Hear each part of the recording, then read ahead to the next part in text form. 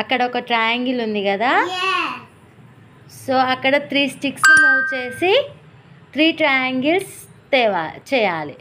ఎలా మూవ్ చేస్తారో మీ ఇష్టం, మూవ్ చేయండి.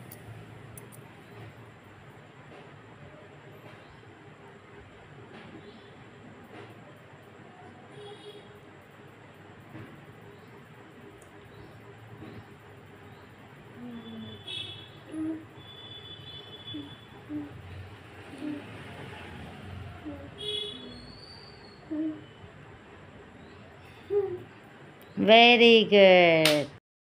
ఇక్కడ ఆనియన్స్ ఉన్నాయి కదా, సో మీ లెఫ్ట్ హ్యాండ్ నుంచి రైట్ హ్యాండ్కి 1 to 4 ఉన్నాయి. ఇప్పుడు మీ రైట్ హ్యాండ్ నుంచి లెఫ్ట్ హ్యాండ్కి 1 to 4 ఉండాలి. ఒక ఆనియన్ మూవ్ చేయాలి. ఎలా మూవ్ చేస్తారో మీ ఇష్టం, మూవ్ చేయండి.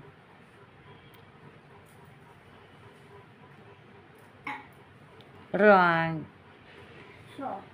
నెక్స్ట్ విజ్.